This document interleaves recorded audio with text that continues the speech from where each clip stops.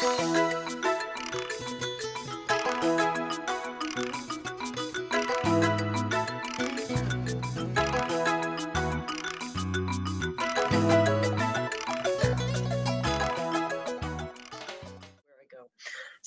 all right. Noting that it is August 18th, 2021, and it's 7:04 p.m., I will call the Sherborn Board of Health meeting to order. Since it's a virtual meeting, we'll do roll call votes for any votes we need to take.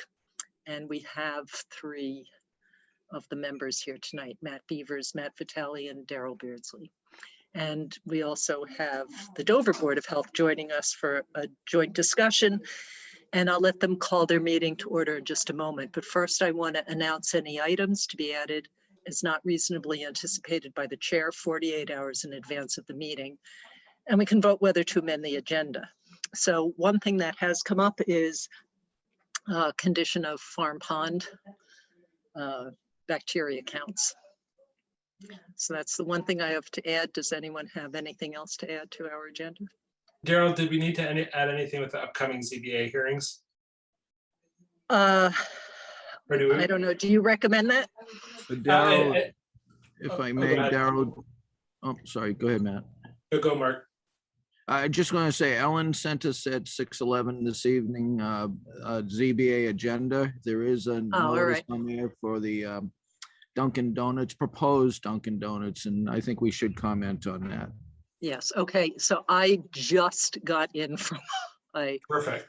4 a.m. to now workday. So I haven't read that yet, but happy to go over it later. So let's add that as an option. Anything else? That's all I got. Okay. So do we have a motion to add those 2 items to tonight's agenda? So moved. Seconded. All in favor? Daryl, aye. Matt Beavers, aye. Matt Vitale, aye. Okay, and I just want to note, we do have 2 variance hearings tonight. We have what I anticipate will be a robust discussion coming up. So I'd like to be mindful of the people who are here for the variance hearing, and we can, I'd like to hear thoughts of whether we would want to consider carrying over any discussion if we don't get to everything by 7:30 into, after the 7:50 variance hearing. Yeah, so what I would propose is I think we should try to get done before the 7:30. I think we should have a period of public comment to open. I would encourage people to be brief in your comments and not to reiterate previously raised points. But I think we need to be respectful both of the time of people who are carving time of their evening to be here, and I think we'll want to get to the point of decision as well as abide by our previously scheduled variance hearings that were already on the docket when we scheduled this. Okay, and I don't know if people could take a moment who are in the audience, and David Williams, if you would be willing to count, if people could raise their hand on whether they would like to make comment, and then that will give us some idea of maybe how long people could have to speak. So I think, Daryl, regardless of the number, I think we should focus on 1 to 2 minutes and plan for wrapping it up by 7:20. Okay, and then, all right, so let's let Dover then open their meeting and then we can get started. Okay. This is Gerald Clark, Chair of the Dover Board. I note for purposes of speed here that we have all 3 members, Dr. Stephen Kruskal and Dr. Kate Peterson. I would ask the chair if she would accommodate a request that all present put in the chat their names and their residency. There is a vast number of individuals who are here tonight, and I think for record purposes, it would be beneficial to have that on the record. Jerry, the chat is not enabled for this meeting. Okay, well. So how about before people speak, they need to say their name and, whether they're from Dover or Sherborn. Okay. Well, that's all I had to say. Thank you. Okay. All right. So Matt, would you like to, oh, wait, sorry, Dover, did you open? We did. Pardon me. Yes, okay. So Matt or someone in Dover, would you like to kick off the discussion? So I think it's fine to open with public comment, and then we'll discuss. So I see 4 people requesting comment. K-phone will need to self-identify in terms of residents. I would propose we go in alphabetical order. starting with Dan Cahan, Courtney Eck. Don't know who K-Phone is. And then Just be Tracy. careful. Focus on your hoverboard. To see if we're gonna go to Legoland. Rochelle, we totally agree with you that hoverboard should be the focus, but please mute. So Dan, go ahead. All right. Hi, this is Dan Kahn from Dover. Just briefly, I would like to say it's my hope and opinion that we should be having the kids wear masks in school due to the contagiousness of the Delta variant, as we've all been reading about, including the 2,700 cases reported among fully vaccinated individuals in Massachusetts just in the week ending August 14th. Hopefully they can be vaccinated soon and we can move on from this. That's my brief comment. Thanks so much, Dan. Courtney, I think you're on deck next. Hi, Courtney Eck. I'm in Sherborn, Pine Hill parent. I've been following a lot of the discussions and the news, and I think, we have a lot of great professionals who've been on this whole process for the last, year and a half. And I think they've made great decisions. And so far, I feel like we've been in safe hands, as safe as we can be. So I trust whatever their judgment is tonight. I also want to encourage the board to have masking in the schools during the school year, just given everything that's going on. Did you want to say something? Okay, so not to cheat, but I have a second person here who would like to make a comment. Go ahead. So this is James Eck, Pine Hill student. Do you want to say something about masks? Go ahead. I think masks should be worn inside. I think masks should be worn at Pine Hill. Mm-hmm. They make you feel safer? You good? Okay. Thank you. Thank you. It's always Perfect. good to hear from a student too. Thanks, Courtney. I think we have Tracy Mannion up next.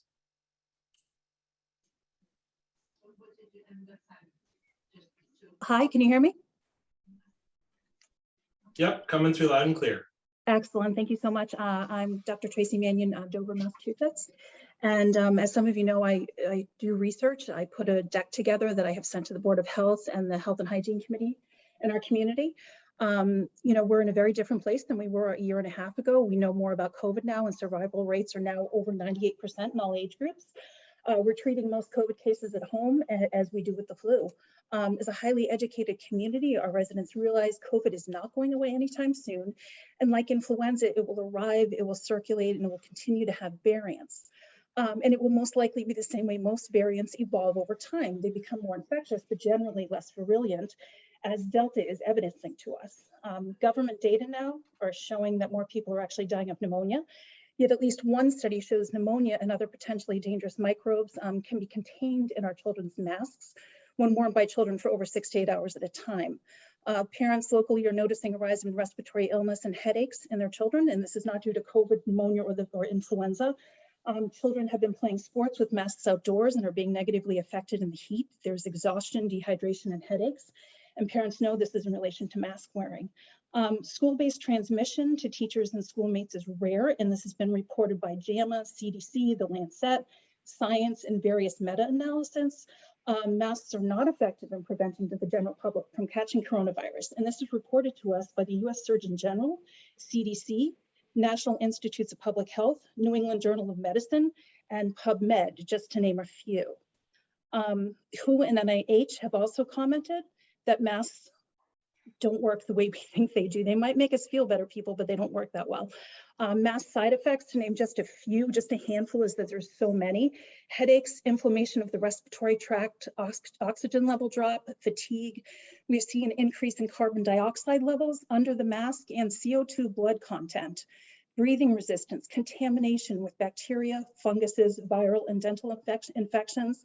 The NIH talks about rebreathing the pathogens on the mask, and there are extensive studies on the psychological damage and mental health that our children are undergoing because of these masks. And that all comes from ResearchGate, PubMed, Springer, WHO, and NIH. A medical doctor states, quote, "We can't eliminate the virus completely, at least not in any reasonable time frame.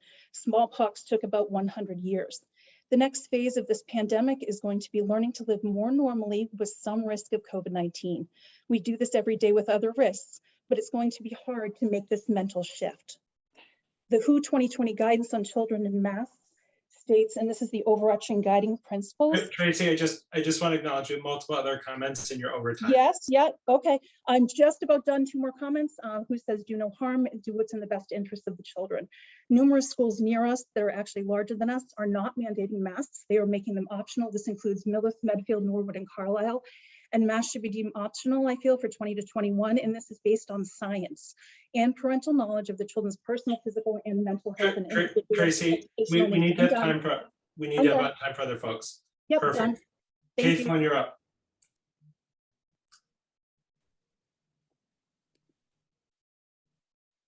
Okay, we've got no K phone. We'll go to Carolyn in Dover. Hi, Carolyn Malloy, Dover, Massachusetts, and I've got Molly, who's going to be a freshman in the school system. And I would like you guys to touch upon your thoughts about masking the kids during sports. And I know that there's some doctors on the board here, so I really want to hear the science behind the reasons for masking. I realize that there's a lot of fear and, you know, people feel like a mask might be a safety blanket, sort of a comfort level. But what I really want to hear this evening is the science behind any reasoning. So thank you very much. Look forward to the discussion. Thanks, Carolyn. We've got 3 comments. We'll take those 3 and then we'll go to the deliberation of the board. I'm going to go Adam Henry.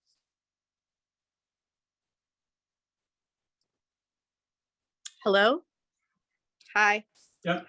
My name is Jen Lemnios. I'm Adam's wife. He's over there. I'm at 49 Oldfield Drive in Sherborn. And I just wanted to say that I'm very much in favor of a mask mandate in the schools. And in fact, I would be in favor of a vaccine mandate for those who are eligible for the vaccine. Thank you. Sounds good. Thank you very much. We are, just to be clear, we'll just be discussing masks tonight. I see Brendan O'Hagan. I'm a teacher at the high school. Is it okay if I still go if I'm not a town resident? That's fine.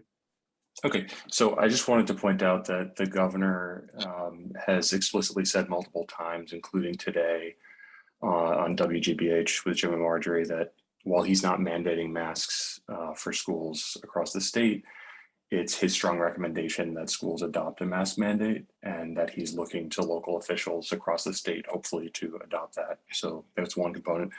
And the other is, I think we need to be careful about some of the myths around masking. For example, one of the previous speakers mentioned a buildup of carbon dioxide in the mask that was from a study in Germany that was retracted. And JAMA published about that and said that was totally bunk. So the Mayo Clinic has a site listing a bunch of these myths that have either been from retracted studies or that have been debunked in any of the major medical journals. So that's it. Thank you. Perfect. Thanks, Brendan. Vishay, I think you're going to be our last commenter. Hi, I'm Vish. I live in Green Lane, Sherborn. 2 kids going to Pine Hill. My son was going to Pine Hill last year. He was wearing masks. My one comment is this is a different variant, more contagious, more transmissible. The kids below 12 don't have vaccines, so they are vulnerable to this variant. In the case of things like flu, we get the flu shots for the kids. We ourselves, adults, get flu shots, and so there's some level of protection. The kids don't. And since the vaccine's breaking through the the vaccinated individuals are equally transmitting it, that implies that the kids don't have any protection because of us being vaccinated. So I think masks should be worn. One other thing I would suggest is nothing is a blanket thing. We should always periodically reevaluate this, just as what was done by all of you last year. And when it's deemed fit, relax the mask mandate. Second thing is, final comment, whenever there's a big holiday break, I would suggest that if we relax the masking rules going into it, reinstate it for 2 to 3 weeks after coming out of that break. So if it's a Thanksgiving holiday and a Christmas, New Year's holiday, whatever, coming out of that holiday break, reinstate the masks for at least two to 3 weeks, and then again ease it off. I think what was done last year was beautiful and perfect. It kept us all safe. Let's go the same way until the kids get the vaccines. That's all. Thanks. Thanks so much, Vishy. And again, in the interest of having the board have time to deliberate, we're going to close the period of public comment at this point. I'd like to mention that I think Kay had, or Dover had received some comments by email. I've got that list. Again, I think in okay. the interest of time, we received comments from Robert Andrews of Dover, Dr. Mimi Wackendorf-Andijo, Fran Dinho from Dover, Kathy Horrigan from Sherborn, Carrie Lombard from Dover, Aaron Rodat-Salva from Dover, Lori Johnson of Dover, Valerie and Samuel Lynn of Dover. So there have been a variety of comments that have been received and communicated. So what I'd like to do is appreciate the public comment. And I think I am confident that in this group of 100+ people, we have a variety of opinions. I think that one of the things we have in common is a shared desire to see our kids successfully in school in a safe environment that's able to prioritize in-classroom participation, to prioritize our school community in a way that's safe and sustainable, both for the students, the families, and the staff that work there. And I think that's truly a common goal. I think there are different interpretations of some data, and appreciate the materials that were sent. Much of the data that was submitted was either factually incorrect or misinterpreted. So just as one example, for Tracy's point, the information she sent in the slide deck cited the CDC flu view, but in fact, the predominant condition is COVID. The data she was referencing is combined mortality, listing COVID and pneumonia. COVID and pneumonia would be co-listed and would count in each heading. So if you break that out, COVID is actually the predominant cause of death in there. So that's, I think, an illustrative example. I think the other thing that is common in the materials that were submitted was that they don't reflect either the Delta variant or the experiences of the last school year or the different cycles of reopening at different points nationally. So the Surgeon General guidance that was submitted was from February of 2020, when we didn't have masks and there were other public health considerations. There were other articles that were cited that were misrepresented, including articles from my own institution, where they cited a sentence out of the first paragraph that ignored the entire point of the article. So again, I think there are lots of citations. I think in terms of the kind of facts that Carolyn asked about, I think what we're really trying to think about here is how do we make schools safe and successful? And it's both. I would say I'm concerned about anybody who's cavalier about a highly virulent infection with a 2% fatality rate, because that is a big deal. But I would also say, I think our principal reason for being concerned about this isn't that we expect that there's a high probability that our children will die from infections we expose them to in school, but rather to say that as a large unvaccinated population with a highly virulent variant, that is certainly an area of risk, and that risk is likely different than what we looked at last year. So I think for us, our challenge tonight is to really think, how can we safely get as much normal for our kids in schools and sports and extracurriculars and other things? And what do those trade-offs look like? And I think that's kind of the principal question. I think that I think Visha's point that we need to continue to reevaluate that, I think would be widely endorsed by members of both boards as well as our community at large.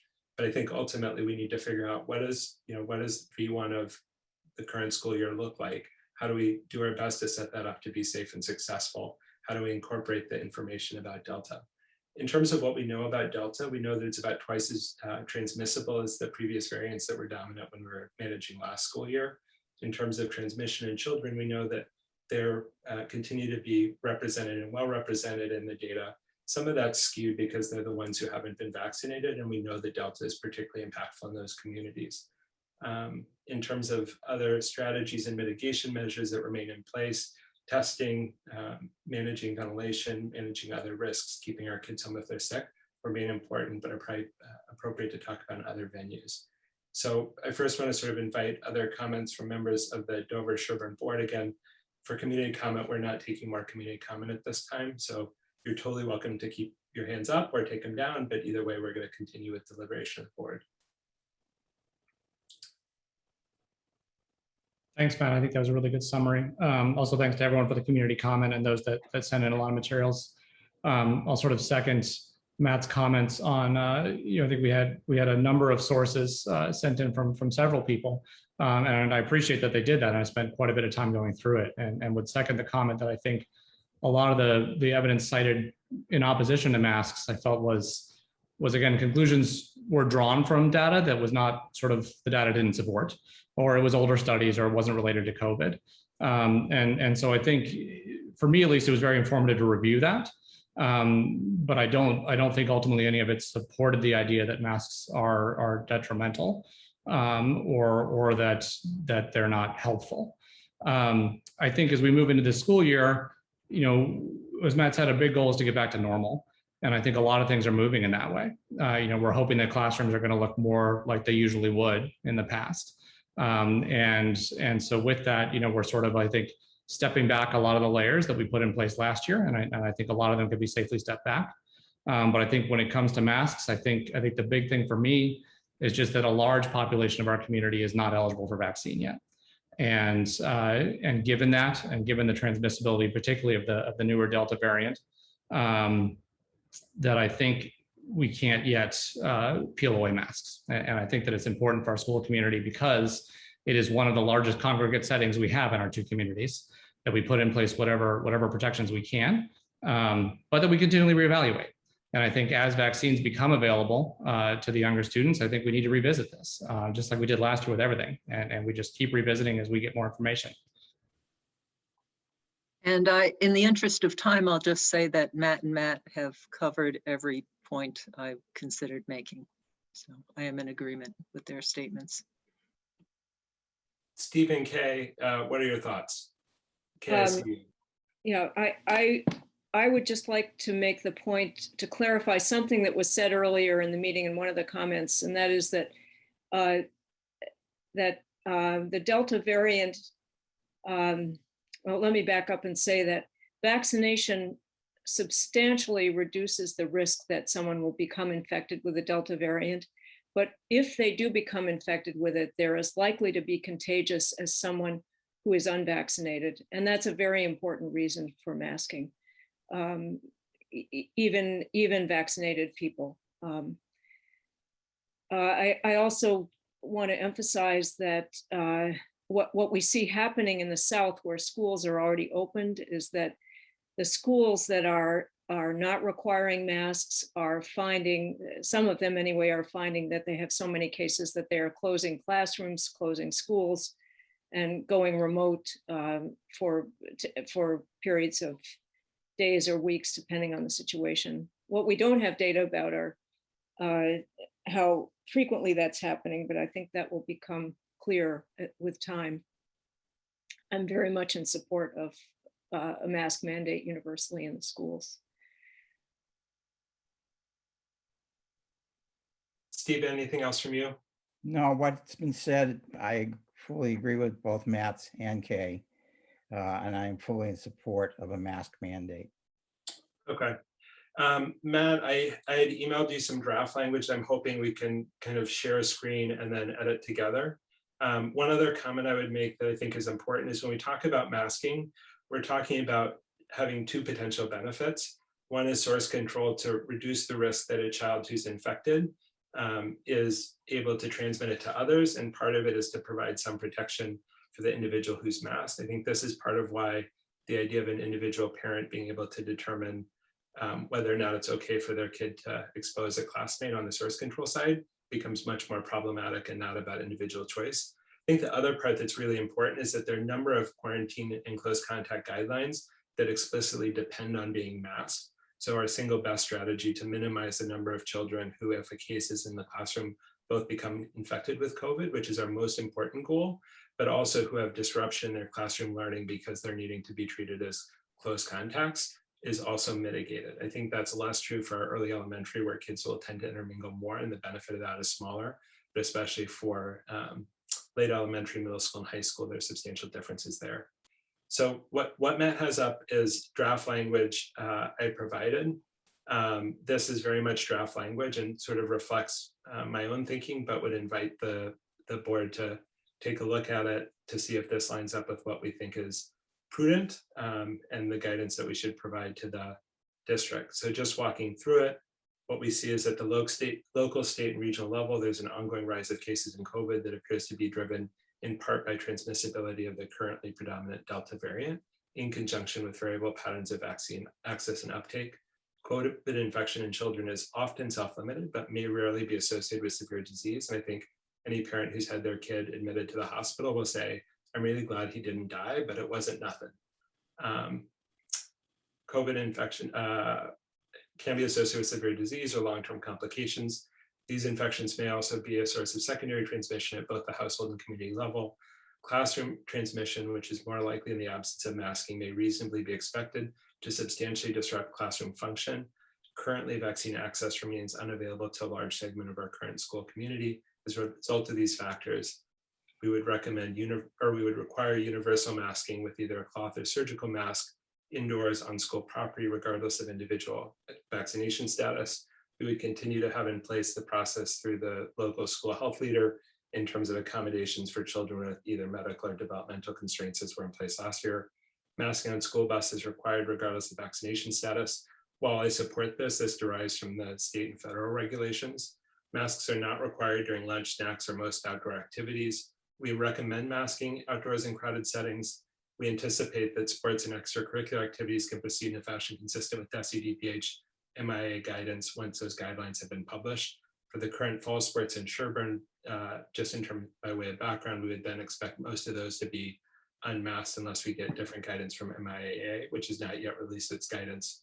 These recommendations will be regularly reassessed based on factors including but not limited to vaccination access for children under age 12, observations regarding patterns of transmission and spread within the Commonwealth, as well as expert guidance from the CDC, DPH, DESI, AAP, et cetera. And so while I recognize that there are a variety of views that were shared by members of the audience, I think fundamentally we all share a goal of having our kids be safe in school and as kind of normal and healthy as we can make it. My hope is that this captures that, but want to get feedback from the board, particularly for the bulleted points. Any edits, modifications, additions, or removals? I think this looks good. I think if I can just myself summarize sort of the key points, which are that we would require universal masking by everyone indoors at school. Masks would not be required outdoors. Obviously, masks can come off to eat. Sports guidance will be from sports, but we anticipate there won't be masking. That there will be opportunities for individuals to evaluate not having a mask if necessary, if dictated by medical needs. And then finally, we'll look back over. Does that sort of summarize everything pretty well? So required masks inside, not outside, with a pathway for medical or developmental exceptions. I also think that you've codified something that we've been doing all along, which is recognizing that new information is coming out all the time. And we have talked about COVID-19 at every one of our meetings, all of our special meetings, all meetings with select board, that kind of thing.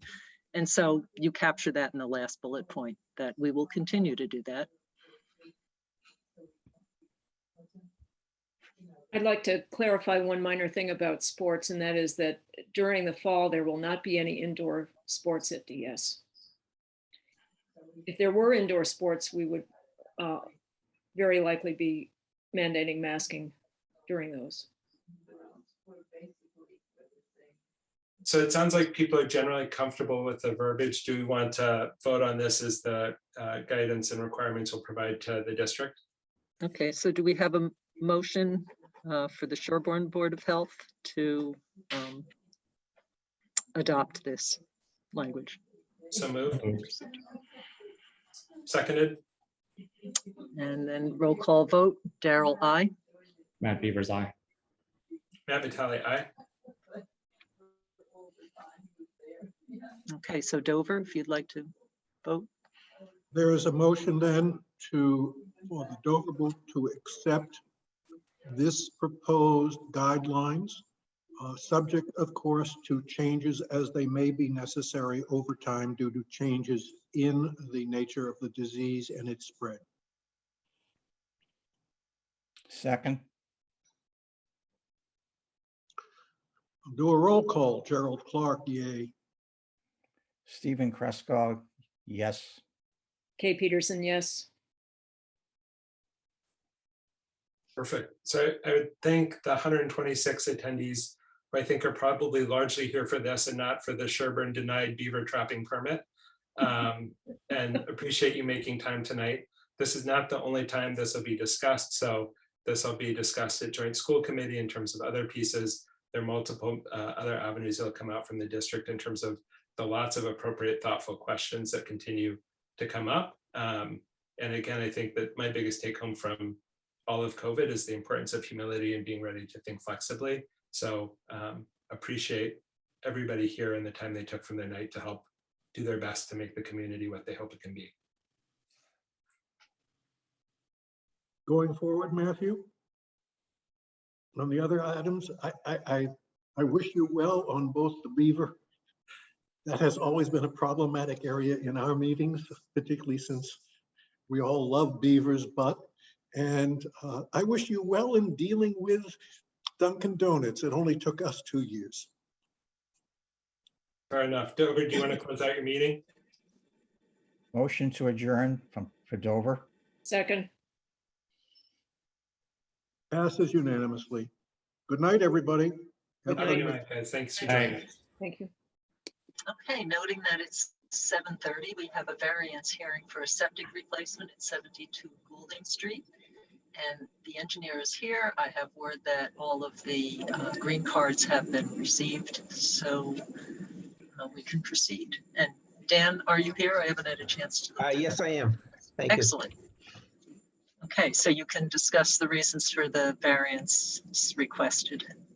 Yes, this is a septic replacement for a home that was built in the 1950s.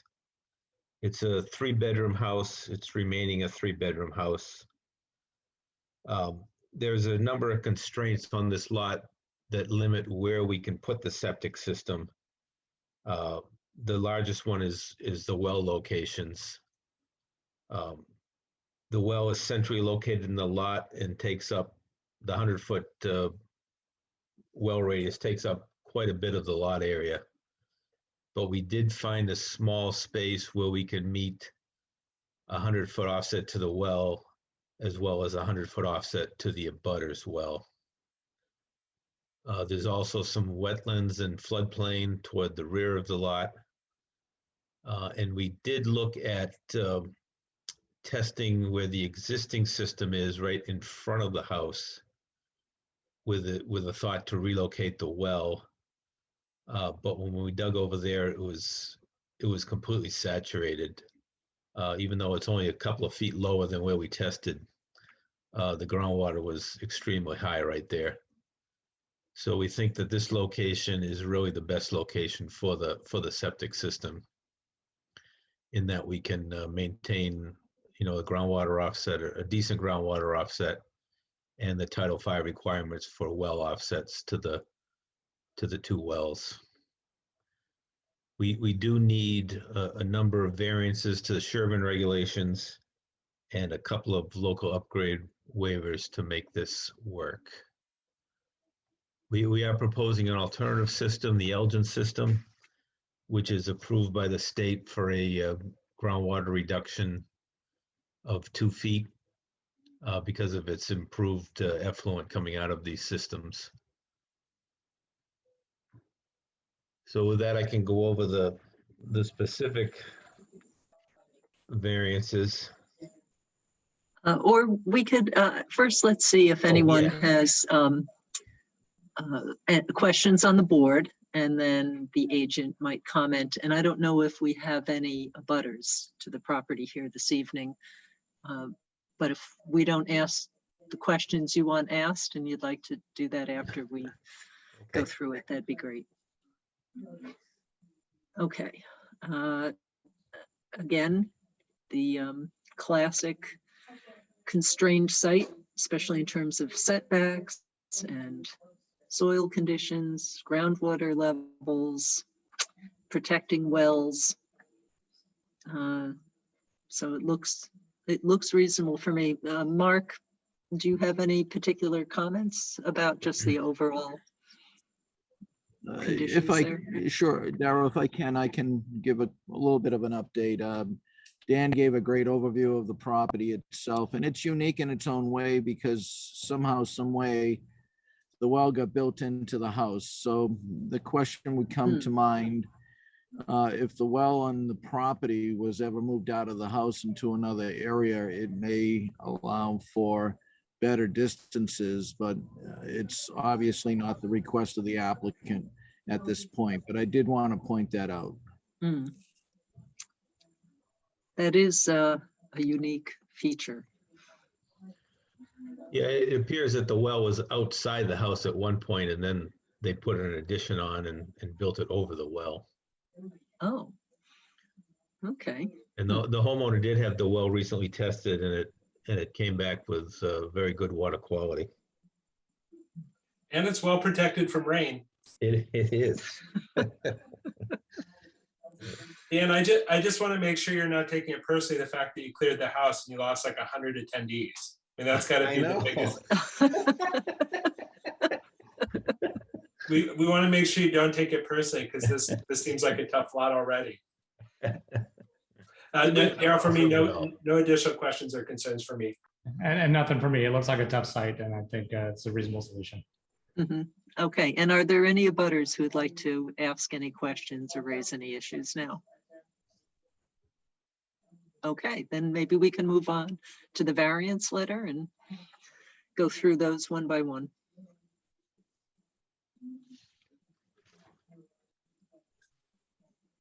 Do you want Daryl, or do you want Matt to share the screenshot? Oh yeah, that'd be great. Yep. I'm working on it. I'm not as fast as Daryl. Okay. I've had a bunch of practice though. You could become as good if you'd like to continue practicing. You let me know. Yeah, I'm good. Right. Thanks. Okay.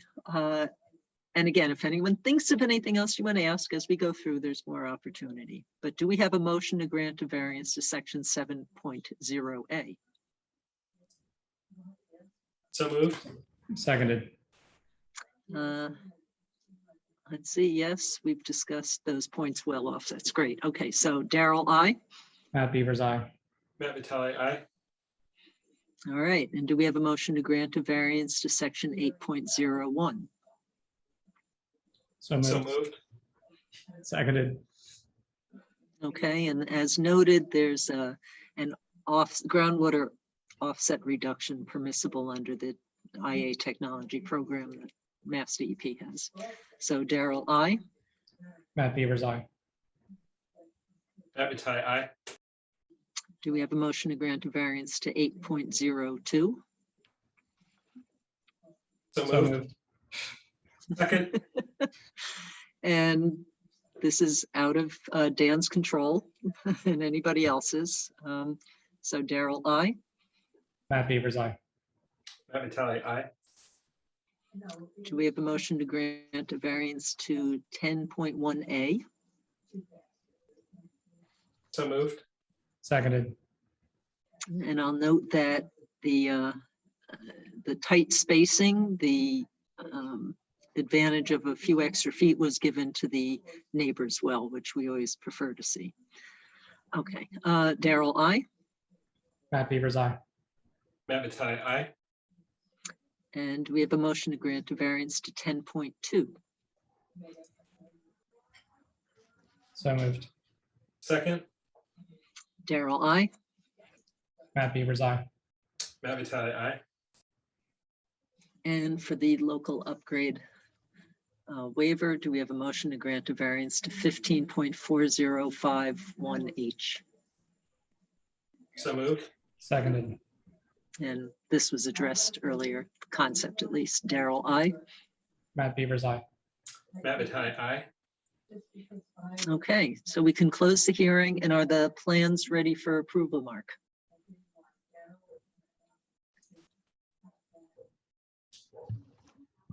Mark, if you're talking, you're muted. Yes, I apologize. When I went to hit it through the screen to another area, I apologize. The plans are ready for approval. Note, the well testing was noted, and what we did receive met everything but sodium. So, and that was received on August 17th. So we have a public well report on file for anyone that would like to see it, but it was a good report. The only thing, it did exceed the sodium level for anyone that is sensitive to sodium.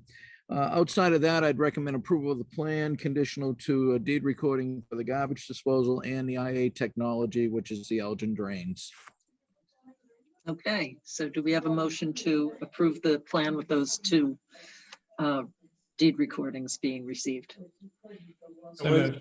Was there a garbage grinder? I'm sorry, I may have missed that. I had a spotting connection. Yeah, Mark said that. There's a. Perfect. Yes, Perfect. garbage That- disposal and the IA technology. Yes, that's Perfect. correct. Yeah. Second, Okay, Daryl, I. Matt Beavers, aye. Matt Vitale, aye. Okay, so we have 7 minutes. What? I Thank you. suspect that just in terms of stuff that has public interest, given the number of folks on the phone, I don't know if we want to briefly talk about pond water quality issues. Yes, I'll let Mark address that. Okay, thank you, Daryl. I received notice yesterday that we exceeded but Farm Pond was tested on its weekly basis, and the E. coli, which we test for, exceeded the amount of E. coli allowed. So today, and also I did a geometric mean as required by the state for the last 5 results.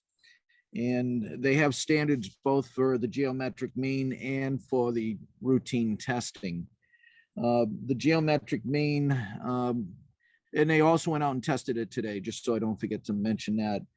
And so when I calculated the geometric mean today with the new test, which was over both the required daily number or the routine testing as well as the geometric mean,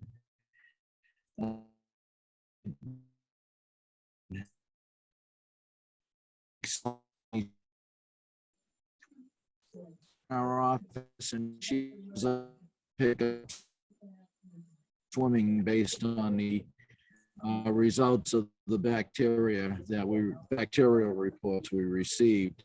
Also, when I did my evaluation today at the beach. Mark, sorry, I lost you in the juicy part of the middle. So are we closed right now? What's that again? You had a bad connection in the middle. Can everyone hear me? I can hear you now, but it was, I was checking if it was my connection. No, I'm working remote, so if that happens, please just jump right in. So the geometric mean was exceeded with today's test result that was taken yesterday, and the test result from the higher one was taken Monday. I was going. Uh-oh, it's happening again. Yeah, we're getting every other word, Mark. Mark, can we have you call in from a landline? So when Uh-oh. I'm coming from Oh, we're hearing it's interesting, but unless you're fighting a robot, you don't sound right.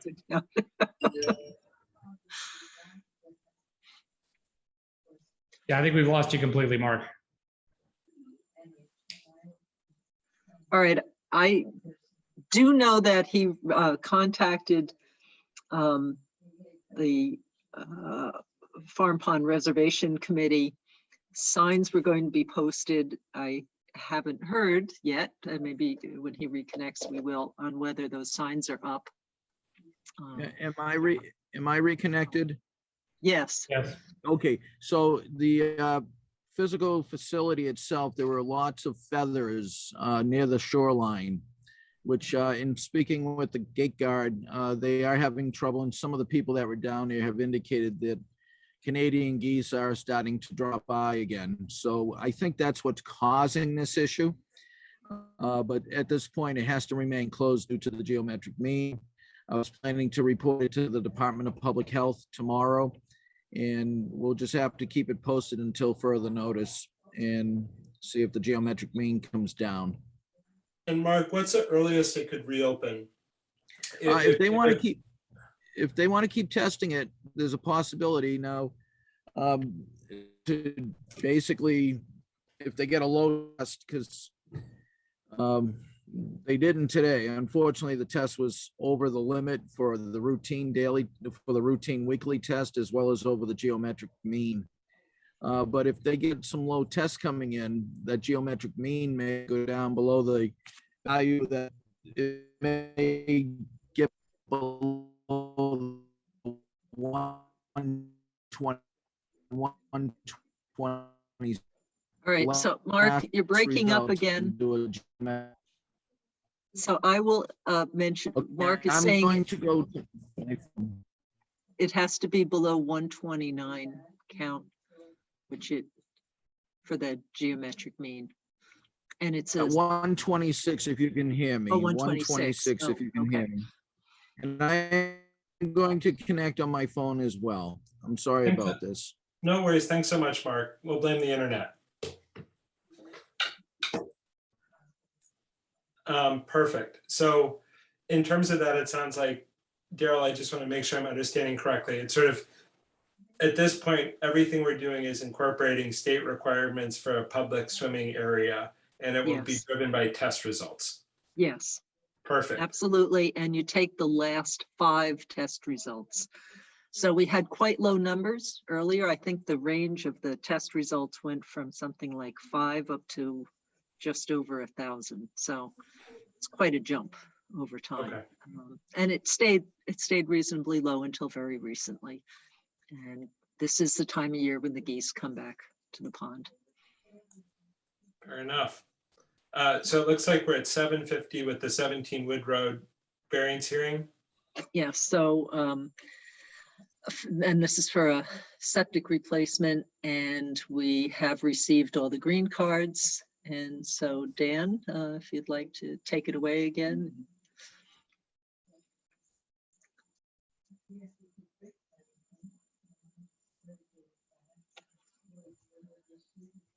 Can you hear me?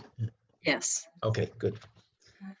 Yeah, this is 17 Wood Road. The house is for sale and it failed the Title V inspection report. So we retained to design a new one. The constraints are not as bad as the previous one we discussed. So we are proposing a conventional stone and pipe system here. We are asking for a couple of waivers just to help it fit into the lot better and because of some plumbing issues that can't be corrected in the house. So we have the tank is deeper than we generally like it. But the soils were good. It perked well. The front yard is where the existing system is now. We're going to be putting it back in essentially the same place, although the existing system is our leach pits. We're proposing leach trenches. The plumbing comes out of the house very deep, and there was no way to raise it up because it's underneath the slab. So that ends up putting the tank and the pump tank relatively deep, greater than 3 feet deep. So we're asking for a waiver on that. And we're also asking for a waiver on the 5-foot groundwater offset that Sherborn requires. And we're going to go with the Title V 4-foot groundwater offset just to keep the yard, grading within the property line and keep the mounding to a minimum. We meet all the well offsets for the lot and all the abutters wells. So it's really just the groundwater constraint and the cover over the tanks that we're asking for some relief on. So I'm curious, since the cover over the tanks doesn't really come up much, is the reason for that strictly ease of access for cleaning out the tanks, or getting closer to groundwater, or some other reason? I think those are the two big ones. It's ease of access. We don't want to have those risers too deep down. So to make maintenance of the tanks a little bit easier. Also, if you bury the tanks too deep, they're really not designed for that much earth cover. So as part of the requirements for asking for this waiver, we have to specify a heavy duty tank. And then generally we're into the groundwater table when we bury tanks too deep, and we try to avoid that as well. That would be my response to. Okay. And in this case, the groundwater isn't an issue and the weight of the soil above is addressed by the more resilient tank, I guess. Right, the groundwater does get up to the piping connections of the tank.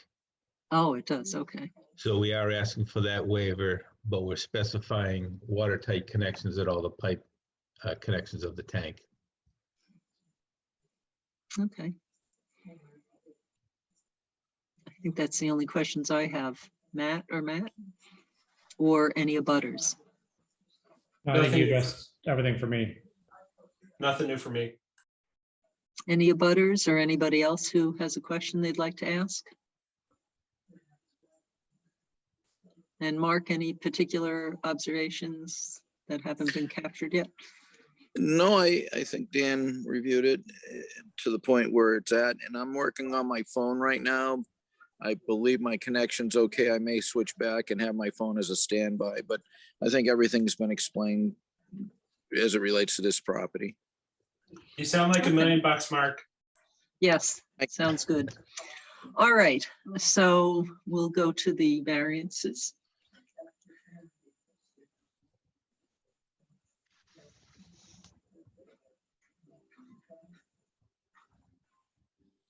All right. So do we have a motion to grant a variance to 8.01? So moved. Seconded. Daryl, I. Matt Beavers, aye. Oh, Matt Vitale, aye. And do we have a motion to grant a variance to 8.02? So moved. Seconded. Daryl, I. Matt Beavers, aye. Matt Vitale, aye. And for the local upgrade waivers, do we have a motion to grant a variance to 15.4051B? So moved. Seconded. Daryl, I. Matt Beavers, aye. Matt Vitale, aye. And do we have a motion to grant a variance to 15.4051J? So moved. Seconded. And I'll note that there, the special rubber boots have been specified in the design. So Daryl, I. Matt Beavers, aye. Matt Vitale, aye. Okay, so we'll close the hearing and Mark, are the plans Yes. ready for? The plans are ready for approval, conditional to a deed recording on the garbage disposal. All right, so do we have a motion to approve the plans subject to receipt of that deed recording?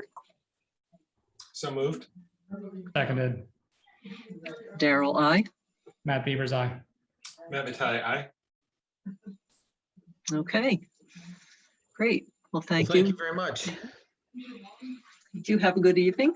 You too, thank you. Have a good night, Dan. Okay. I think I saw Mr. Berkowitz here. Is he still on or did he jump off? I saw him a moment ago and then something perfect. flashed. Yep, he's still here. Perfect. So why don't we go and do 13 Corsbrook? Just, I don't see anybody else here for a specific book of business. Okay, and if the Okay. board so wishes, I can present. Yes, that would be great. Okay, so we Do do you want me to have pull a up the plan, Mark? what's that again? Do you want me to pull up the plan? Yeah, if you could, that would be easier to look at it that way. And just so the board knows, the revisions are shown on the plan, and we'll have it up in a minute, I guess. And I'm looking at both my computer and talking on my phone, so hopefully you still have my connection. Okay, and as you can see on the plan where the soil absorption system is, to the right of it are the notes about the fence. The fence is going to be in, I've talked to a person who handles horses, and the standard fence is very close to what's being presented here, which is when you use an electric fence, you use post, and you'll see around the system, there's a line and a little circle, line, little circle. That's where the fence is going.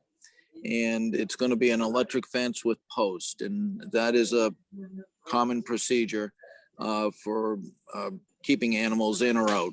So that's the first item the board wanted to be sure of, that the animals, the horses, whatever animals couldn't get over the soil absorption system.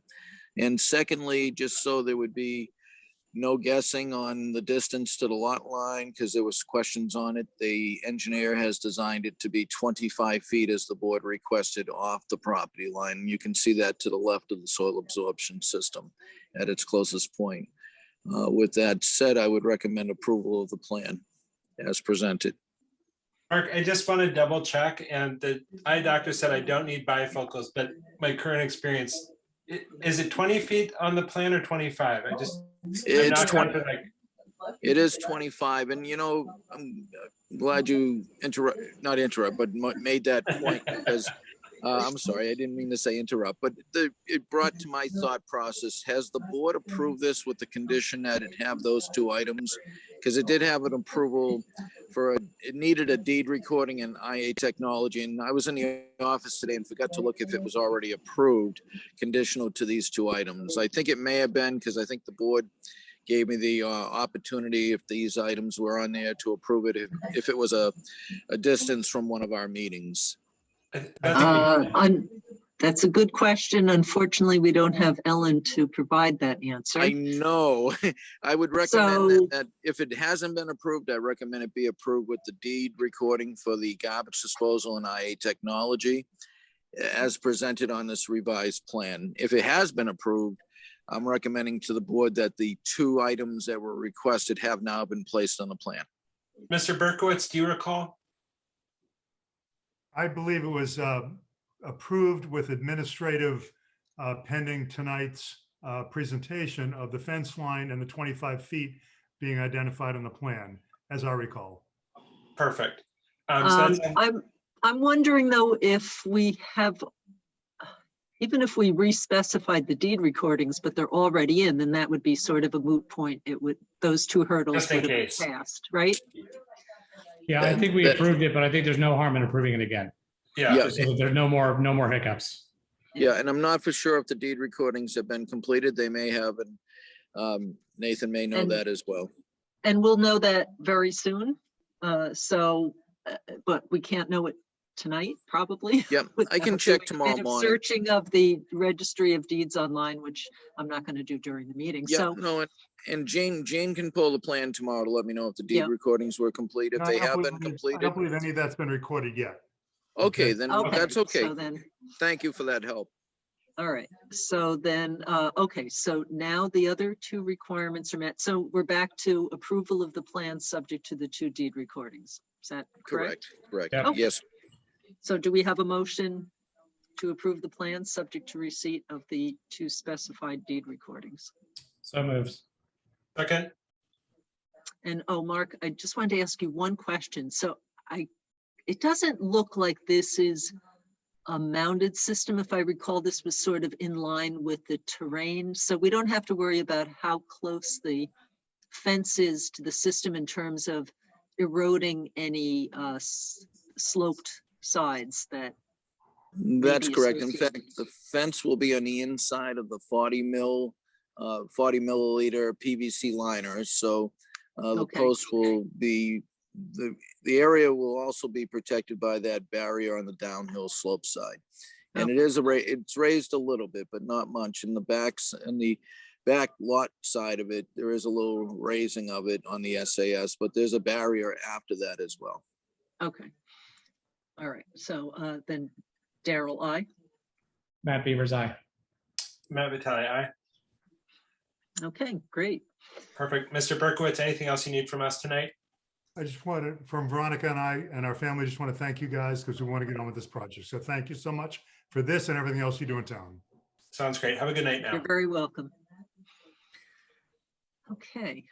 And do we have anybody else here who's here for a specific agenda item? Just, you know, we're going to be here for all of them, but if anybody's here for a specific one, we're happy to address that early. I'm here for the beaver permit. Perfect. I have never seen a denied beaver permit, so I'm so excited to learn about something new today. And Mark, I don't know if there's anyone here who had applied for the permit who wanted to speak. And Mark, I know that you reviewed the situation and you reached out to the people who did submit it. So if if you want to give an overview on that, that would be great. And ordinarily, I would recuse myself from this discussion because I am in a abutter to the, diagonally across the street from where this was taking place. However, the rule of necessity says that I need to participate because otherwise we won't have a quorum if there is any kind of decision that might need to be made on this. Yes, and you can see in my, not the best penmanship, but the reason I could not approve for any work to be done at this time was based on the fact that the water was flowing through the culvert that goes under the road. It's a very large culvert. I'd say it's 4 to 6 feet in diameter. And it was flowing at a very good rate and only probably at the very bottom. So I'd say 15 to 25% of the actual culvert was, the pipe was being utilized. So, and the water was flowing at a great rate. Not to say that this could be a project, maybe if there are beaver issues in the area, to consider trapping beavers during the season. There is a season where you can trap beavers without getting permission through the Board of Health based on an emergency. We can only issue permits based on emergencies. So unfortunately, that's why I had to deny it. I didn't see any road flooding. The culvert was functioning. The water level was well below the road base. So not to say if they want to trap beavers during the allowed season that they couldn't be able to. They could do that without permits. But at this point, I did not see an emergency. And I will be available at any time if for some reason it changes. Okay, and you did relay the information to Yes, I did relay was this involved. information to the DPW director, who was the one requesting this. Okay. And I recall that years ago, there was Beaver Dam at the same, roughly the same spot. And I believe they were trapped at that time. So I guess I'd also, if there are issues that come up again, maybe we could talk about putting in one of the beaver deceiver sort of devices might save the town some money.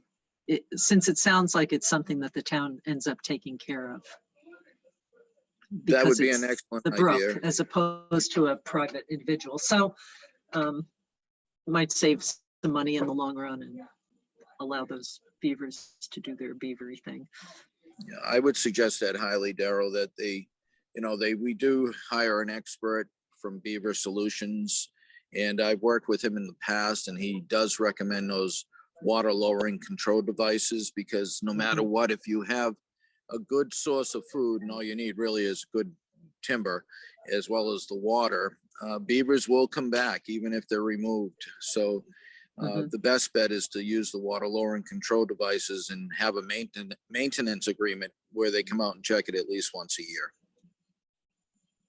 So, and if anybody, I don't know if folks have seen it, and there's actually a wonderful PBS special about beaver management at some, I believe, nature preserve of some sort up in Canada, and how much effort they went to and how difficult it was to keep removing the dams and how fast the beavers could rebuild them. And then they put in one of these flow leveling devices, and it essentially allows the beavers to build their dam, but the water doesn't build up too high because you're penetrating the dam and allowing the water to flow through, but being discharged far enough away from the dam that the sound of the running water doesn't bother them, because that's what compels them to build their dams. So they've built their dam, they can live in their lodge, but the water doesn't get high.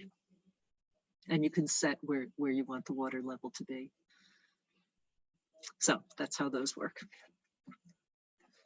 And they're It not. seems like this would be a great opportunity for that. I wonder what it would take to make that happen.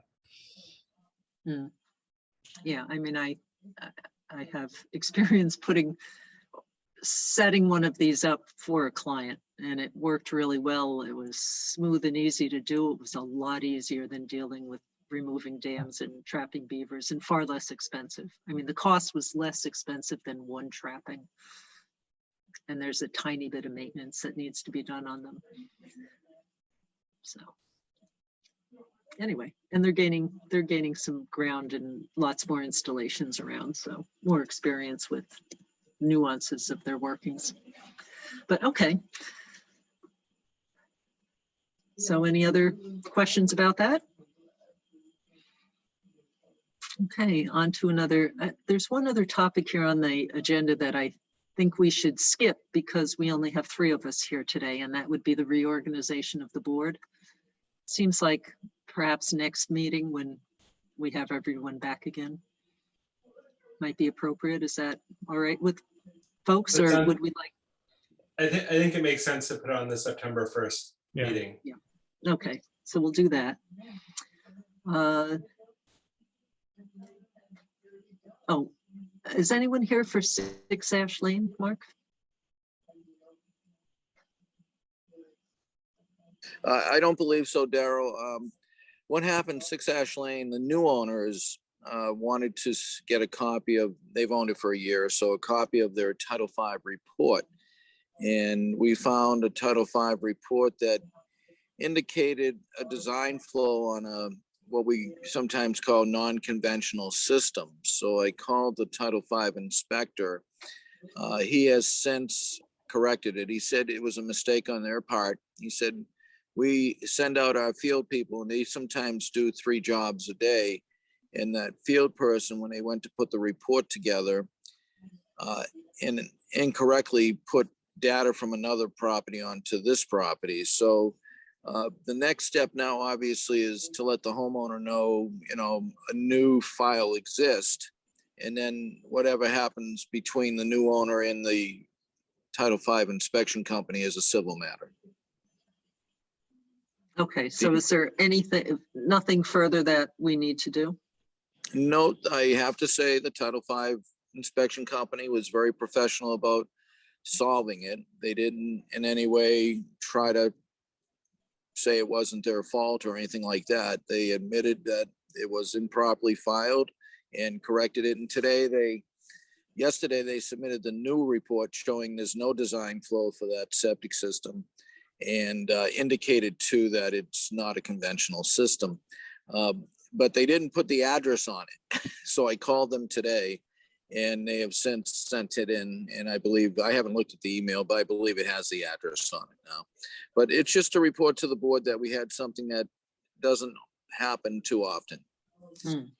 Okay, thank you. As long as you're at it, would you like to address 124 Bogastow Brook? The status update, and perhaps Matt, I don't know. Sure. And I did update Matt as well that at this point in this time of year, the client feels the agricultural needs for a second well are not as, I guess, is not the word important, but not at this point needed until maybe next year. So he has rescinded his request at this point and may come back next year to discuss that possibility. And Daryl, if we can just take a second, because this was the first case that we had with kind of the new regulation where the applicant sort of proceeded to sort of submit it. So I just wanted to briefly comment on what I communicated to make sure it sort of sounds right to the rest of the board, although I think we should have this as an agenda item on the September 1st meeting as well. I sort of went through the bylaw and, kind of made some general advice in terms of the positioning of the well, and if their future intent is to potentially have it be a primary water source for the house, which they'd alluded to in the meeting, to make sure that that satisfied the kind of residential use and not just the irrigation well setbacks. The other thing that I talked to him about was that the bylaw requires a sort of demonstration that a neighboring or abutting well would not be adversely impacted by the approval of a second well on a property. And so didn't specify a specific strategy, but I think said, in general, we would need to know what's the flow that's expected, what's the sort of pattern of use that's expected. I don't think we can say that just satisfying the setbacks in and of itself demonstrates that no adverse effect would be had, since if it would, there'd be no reason to have that language in the regulation since the setbacks already exist. And then I think that's part of the question we need to answer when we're considering any of these secondary wells is, how much water do we expect them to be pulling for the pattern of use that's proposed? I did talk to him a little bit about the strategies that have been used. The project I remembered on was I think the 54 North Main 40B with the drawdown testing and the sort of I think it was a laser sensor that could be used for drawdown testing. I told him I didn't have a good sense of what the cost of that was. I think that would certainly be another alternative to prognosticating the volume, but that I just didn't know if it was kind of a scale that would be readily absorbable in the context of a, $10,000 to $20,000 well drilling as opposed to a multi-million-dollar residential project. But at the very least, that I thought we'd want to be able to specify expected flow as part of what the applicant would include in initial materials. Does that sound generally right? As I suspect we'll continue to have these questions come up. Is there, I was sort of trying to put together an initial flow sheet of this is how we can sort of think about it. And I'm happy to try to get something like that a little bit more together to share with the board next time. But does that sound on the right track? Yes, it definitely does. And I agree that since we're at the beginning of this relatively new regulation, providing some kind of guidance as we've developed over the years in the past, not we, but the Board of Health has developed for other things that just help set expectations. And also, undeniably, there's going to be some learning along the way for all of us as to how to do this. Regulation or regulatory development is not simple. To compare it to what happens at the state level, for example, large groups are convened and it takes years sometimes to develop something, and we're trying to be more efficient with the scant workforce on that. And just to note, the monitoring devices you referred to for the monitoring the neighboring wells in terms of impacts on groundwater, I believe at the time, and this may have changed, and I also got this pricing from a hydrogeologist that the town has hired for peer review of a number of projects in town. And so he had quoted, it's about $100 a week for the monitors, for one monitor. But that's not the latest cost. That's a cost number from, I think, about 3 or so years ago. But sort of has the right number of zeros, at least we suspect.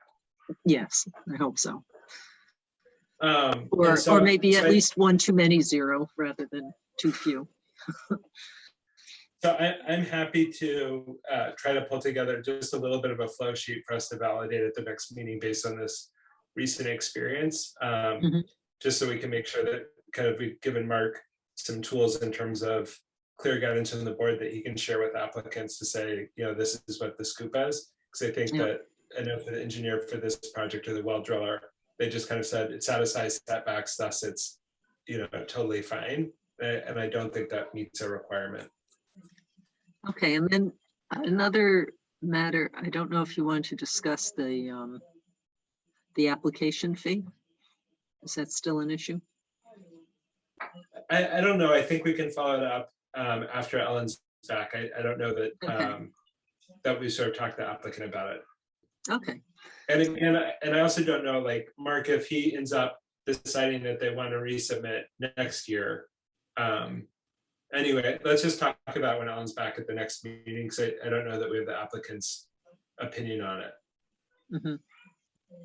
All right. Okay, let's see. So reorganization board is off. Mosquito spraying. I wanted to bring this up more to say that I think we should talk about this further from the perspective of planning for next year, which might have to do with certain opportunities to opt out of aerial spraying, that it has to be an opt-out as opposed to an opt-in. And I'm not sure if it's unconditionally granted or not, and the request has to come from the select board of a town, is the way it's currently specified. So that would be, I think, a longer term discussion that we should spend more time on. I'll just mention that there was a discussion at the select board last Thursday about no spray signs that went up on conservation land, and that the stewards of that conservation land and those with responsibility for it, it's the Conservation Commission. And so they made that decision to opt out for a whole host of reasons that they've discussed apparently at many meetings over the years, because it is a recurring issue for them to examine. And then there were questions just about the placement of the sign. So I just wanted to relay that to the board, and you can ask me questions about it, or we can talk about it in more detail at another meeting in the future, but no action required from us on this at the moment. I would love to revisit this either. I mean, I don't know how juicy the September 1st agenda is, but on one of the September agendas to just kind of go through it. And then, sorry, Melinda, I didn't see your hand up. Okay. Okay, I just popped it up. Thank you for a quick recognition. How do we know when they're going to spray? I mean, I remember last summer, like all of a sudden I heard the noise and I'm frantically closing my windows and, you know, trying to get the cat in and all the rest of it. Is there some way we can at least know? So I was checking the website, and Sherborn is slated for Thursdays at the moment. And then they're supposed to also post whether they're actually going to spray. And I have to say, I did not have enough time to dig down to find that, or there just haven't been any. I just couldn't tell. So I haven't finished digging through that, and I could send you a link if you're interested in also looking, because I would like to know as well. And Yeah. that would be, that's for any, well, yeah, any kind of spraying. And they base it on what kind of results they get from mosquito and other animal testing. And it's called the arbovirus report. Is that the correct term? Or is there another R in there? But No, that is correct. No, you got it. Yeah. All right. I think, Daryl, I don't know if, you know, this is a baby of the Board of Health or not, but while we're batting this stuff around, I mean, does the state at least let towns know other than keep checking their website? I mean, I would think they would have some way to communicate so that cities and towns could then communicate to the residents, like reverse 911 or something. Unfortunately, Ellen would be the absolute best person to answer that, and she is on vacation, so a much deserved vacation, I might add. So yeah, I would second the much deserved vacation. I think we get the notification of the cases, but I don't think the spraying. But I mean, like the positive hits, but I don't know if that's because Ellen's manually gathering it or because it gets pushed to her as a Sherborn point person. Yeah, the sense I have is that we're getting case report data, but which seems to be compiled centrally. But I agree. I've only ever seen the spraying on the website, but we can certainly talk to Ellen and circle back with you if we learn anything. Right. And what I do know is for the ground spraying right now, it is, unless there is compelling information from those test results and the surveillance that they do for Tripoli, West Nile, and other diseases, is that it's by request of homeowners, and then they will go out and they are supposed to only spray the homeowner's land. So the purpose of the signs is just to make sure that, I mean, I don't know how accurate any of the GPS systems or maps or whatever else they're using. So I think that's what then the posting of the signs is, to make sure there's not overflow.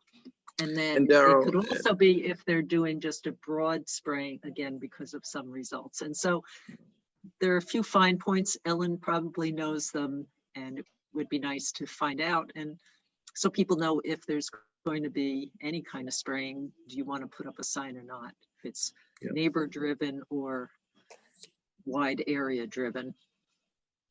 And Daryl, if I can add, I worked with Central Mass Mosquito Control Program for about 38 years. They will, for the other town I used to work in, and they will come out and actually do a presentation at a Board of Health meeting if you so wish, or they could do it virtually as well. But in most cases, ground spraying can be requested. You can opt out of ground spraying for the routine. Where it gets complicated is aerial or ground spraying that's required by the state because we're at a different point in almost an emergency situation.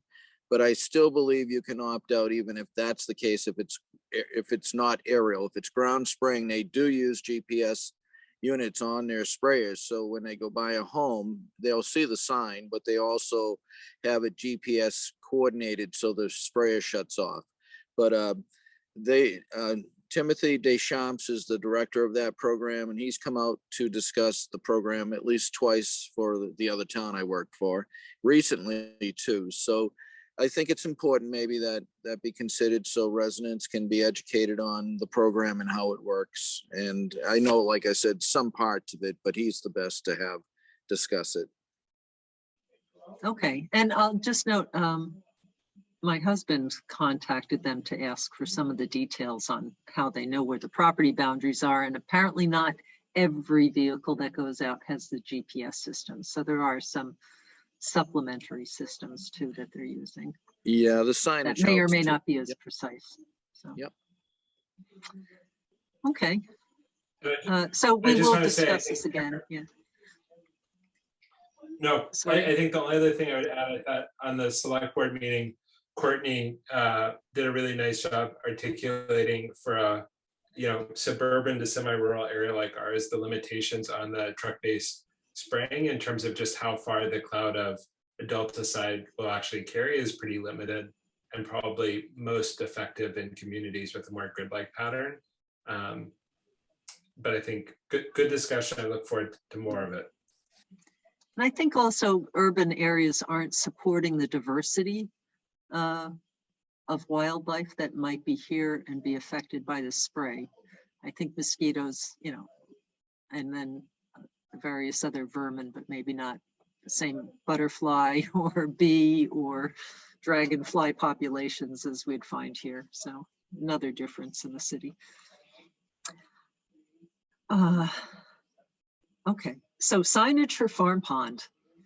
And we have folks here who've been helping. There's been a group effort to have a posting regarding the harmful algae or cyanobacteria blooms that have been cropping up in Farm Pond. So, sorry, I'm not organized at all for this. Well, Daryl, I was out there today and the signage is up. So for the there's some the signage that's up is old as far as I know, unless the new signage just went up in the last day. So we had some updates to that. And I'm trying to see if I have it readily available where maybe I could share, or Melinda or Tom, have you made any edits and you have a later version? Or shall I search for? No, I just have the last one that you circulated. I thought we just had an FPAC meeting last night, and I thought Jeannie had said that she had posted the latest version. Oh, really? Oh. That it was, yeah. I didn't. I wasn't down there today because we closed the reservation, so I didn't get my swim in. But yeah, that's what she said last night. Does that make sense? Okay. All right, Daryl, I have been out of town since yesterday evening. The signs that are posted, Daryl, I took some pictures today. They upper part of it's yellow and it just one word, caution.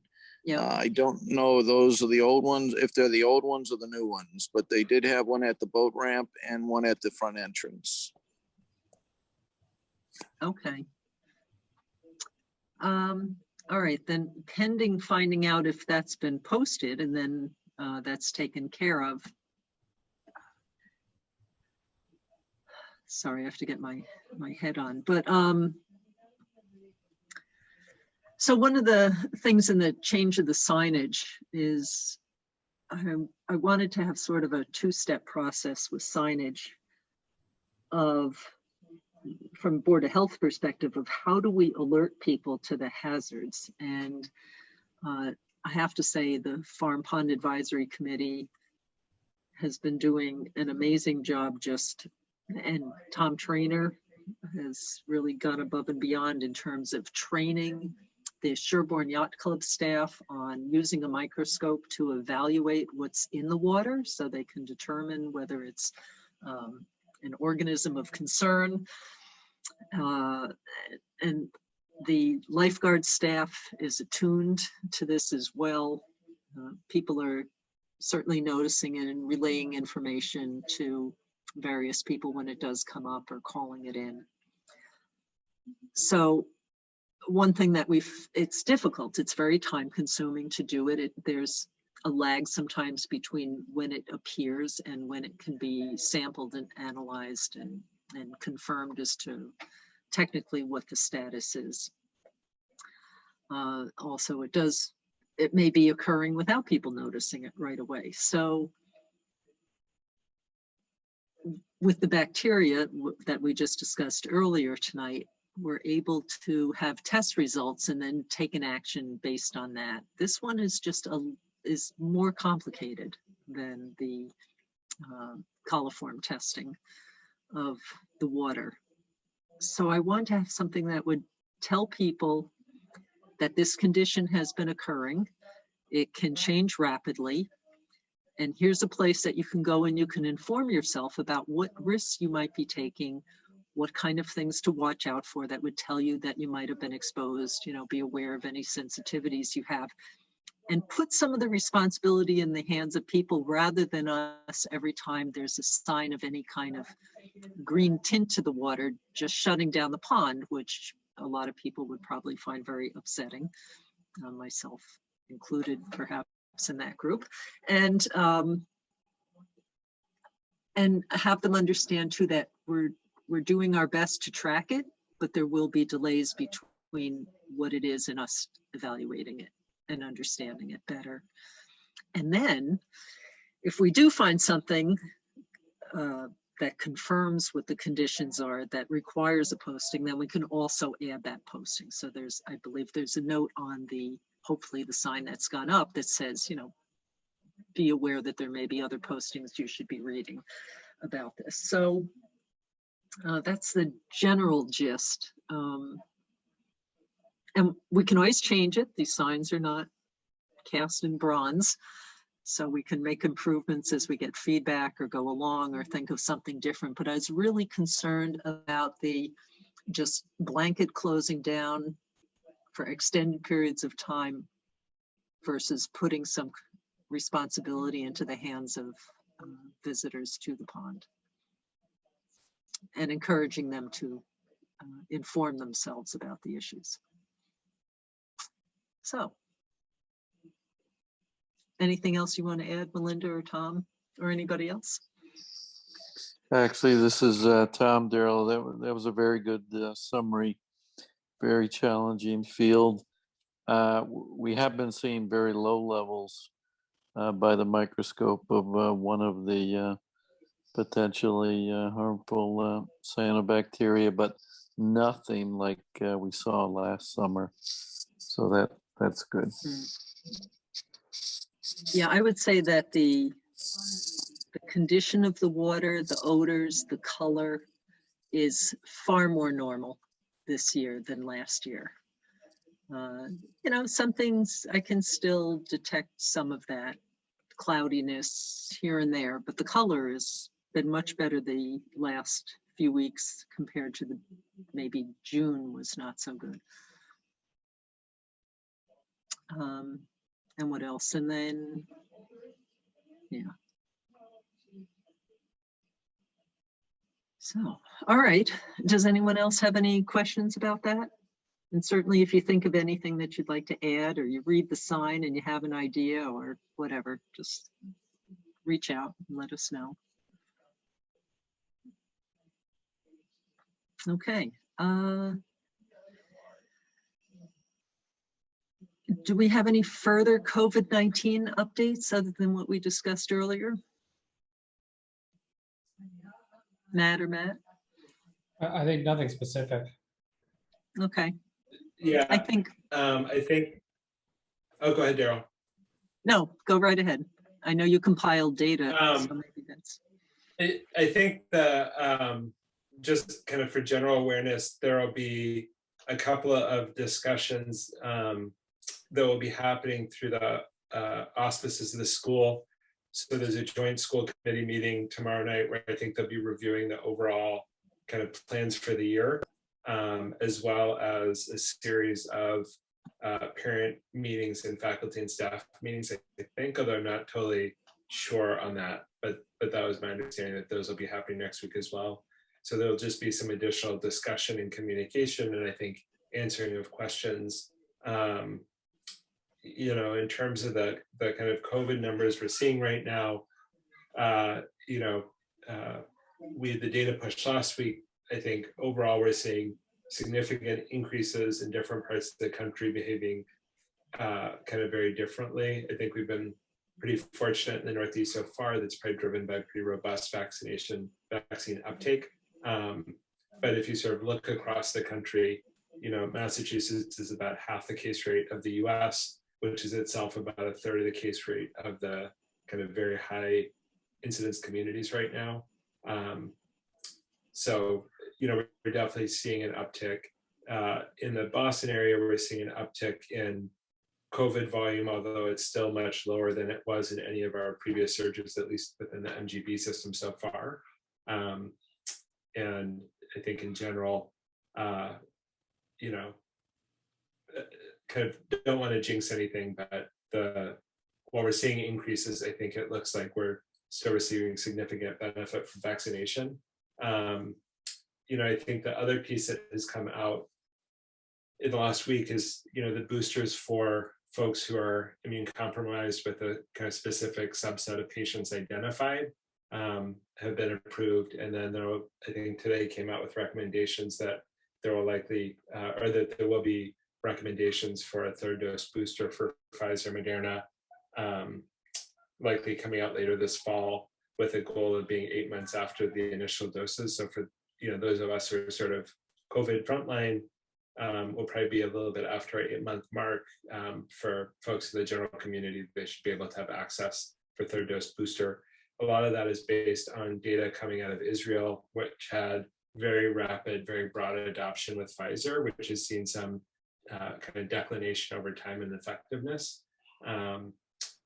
Some of this looks to be driven by specific age groups where older adults are at higher risk of loss of efficacy sooner. And again, we still see significant protection against severe disease, including hospitalization or death.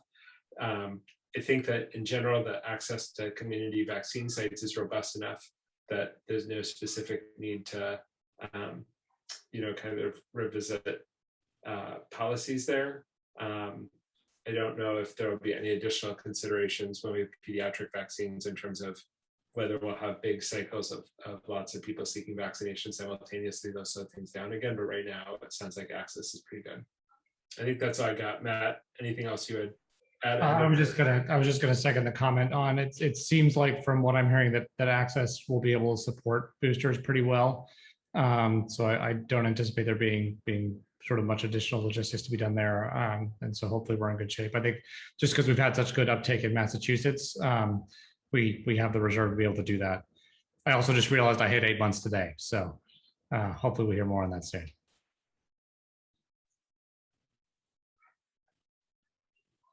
And then Daryl, I know we sort of added the late breaking ZBA hearings for the Dunkin' Donut hearing. I don't know what, do we want to transition to that if there's not more COVID? Yeah, if you can, sorry, bring that up since I haven't had the pleasure of reading that email yet. I actually didn't get that email. Let me see if I can find it. I know that there is an application coming. I don't know if that's the only matter on the next CBA hearing. So that would be one question, because then we could just talk about it more in the abstract. But if there are others that so ordinarily we provide some feedback to them, and I don't know when their meeting is. Oh, I'm now reading, it looks like we can defer to September 1st, rereading Ellen's email. So let's defer to September 1st. Yes, and okay, so that sounds like it's the email maybe that came a few days ago. All right, I thought there's something new I missed today. No, this is from 2 o'clock. Oh, it but is. I think we can Okay. push it to the, yep, I think we can push it to the 1st, so let's just go ahead and do that. Yeah, there's something that's taking place, I think, on the 7th for that. And it's plans to take down the building, rebuild in the spot. Yeah. And yeah, so it's going to be certainly a septic capacity issue is my guess.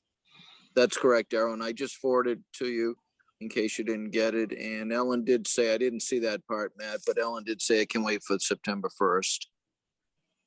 Okay. All right. Right, because there was quite a packet of information to go through for that. And the other issue, there was agenda items for the next time. So we've named a few. Another thing I'd like to consider is whether we need to do any outreach to child care centers.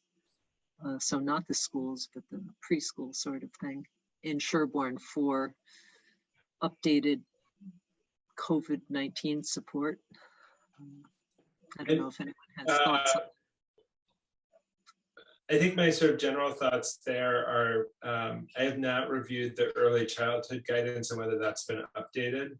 And so I don't think there's any updated guidance there, but let me try it and see if I can track anything down. Okay. And I'll try to address that before the next meeting. And I know Ellen had communication. Oh, sorry. No, go ahead.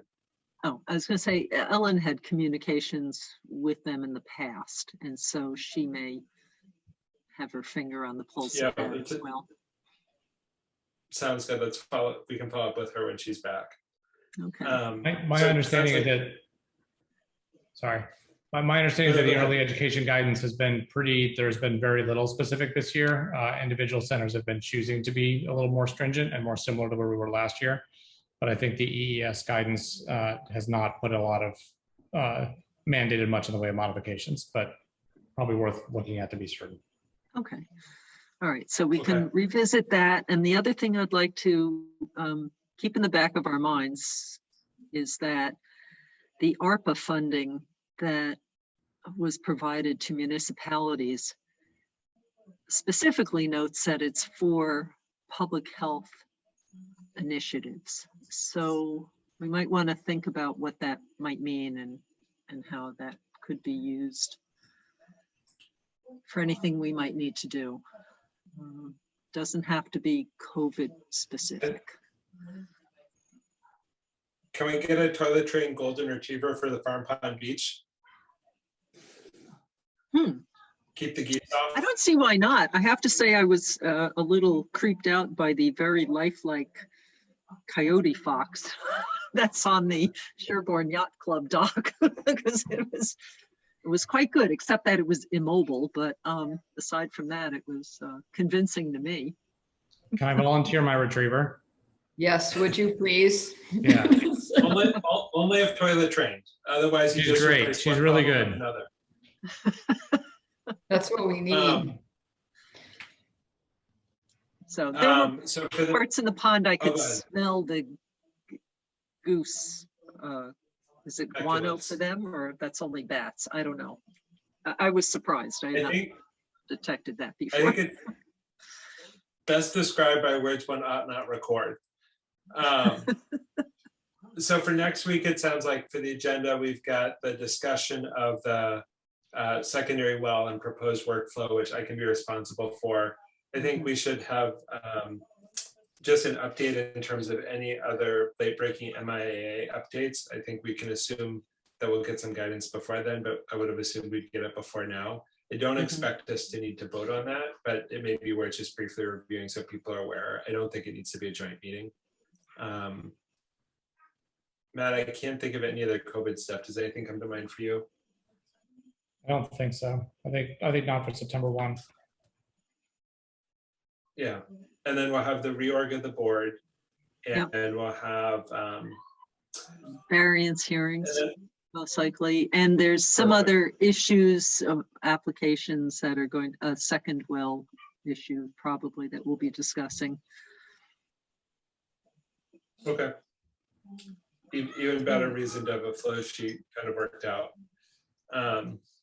Okay, and That so sounds our great. last, I think our last item is minutes.